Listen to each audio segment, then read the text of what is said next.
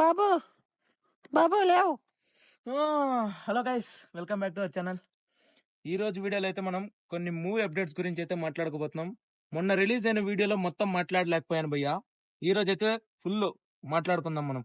First గా అయితే మీకు అందరికి తెలిసి ఉండేది కదా మన స్నో అన్న గురించి. ఇప్పుడు స్నో అన్న అంటే ఎవరు? హాలీవుడ్ రేంజ్ కి ఎదిగేసిన ఆయనకున్న ఎలివేషన్స్, ఆయనకున్న ఇది ఇప్పుడు ఎవరు పట్టించుకోవట్లేదు భయ్యా. కానీ నేను ఒక యూట్యూబర్ గా ఆయన పట్టించుకుంటున్నాను. ఎందుకంటే స్నో అన్నకి రీసెంట్ గా ఒక బజ్ అయితే నడుస్తుంది. హాలీవుడ్ నుంచి ఒక కాల్ అయితే వచ్చిందంట, ఆయన హాలీవుడ్ లో కూడా యాక్టింగ్ చేయబోతున్నారని. ఎందుకు ఇవన్నీ బానే ఉన్నారు కదా ఇప్పటిదాకా. ఇంకా కన్నప్పలో మొత్తం డిలీట్ చేశాను భయ్యా. మా ప్రభాస్ అన్ని మాత్రం పక్కన పెట్టేయండి. మొత్తం కన్నప్ప టీం వాళ్ళందరూ, విష్ణు గారి అన్ని ఫొటోస్ అన్ని డిలీట్ చేయండి బాస్. ప్రభాస్ అన్నది మాత్రం సైడ్ పెట్టేస్తా, ఎందుకంటే ఆయనకి హాలీవుడ్ రేంజ్కి వెళ్ళిపోయాడు. ఇంకోటి మీకు అందరికీ తెలిసి ఉంటుంది కదా, మన అల్లు అర్జున్ గారి గురించి నిన్నటి నుంచి బాగా ఇది జరుగుతుంది. ఆయన జైలుకి వెళ్ళారు, అది ఇదని కాంట్రవర్షియల్ అయితే బాగా జరుగుతున్నాయి. అసలు దీనికి ముఖ్యంగా ఎవరిది తప్పులేదు భయ్యా. కేసు వేసిన వాళ్ళు కూడా వెనక్కి తీసుకొని వేస్తామని అంటున్నారు, కానీ గవర్నమెంట్ మాత్రం ఒప్పుకోవట్లేదు. అందుకనే నిన్న రాత్రి మాత్రం అల్లు అర్జున్ గారు జైల్లో అయితే ఉన్నారు. మార్నింగ్ కల్లా 6 o'clock కల్లా రిలీజ్ అయిపోయారు. దీనికి ఇంకా అల్లు అర్జున్ గారు అయితే మొత్తానికైతే మళ్ళీ ఇంటికైతే వెళ్ళిపోయారు భయ్య. మొత్తానికైతే మన ఉపేంద్ర సార్ కూడా వచ్చేసి వాళ్ళ అల్లు అర్జున్ గారిని అయితే కలిశారు.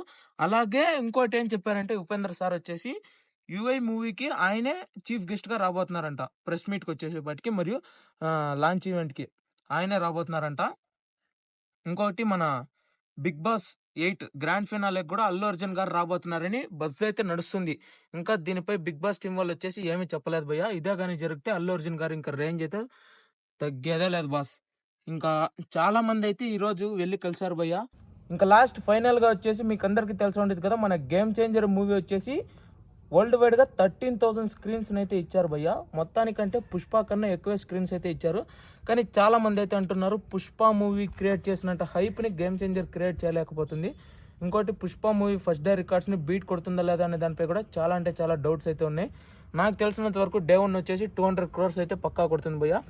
పుష్ప మూవీని అయితే బీట్ చేయలేదు, ఎందుకంటే 2 days అయిపోయిన తర్వాత మన బాలకృష్ణ గారి డాకు మహారాజ్ కూడా రాబోతుంది.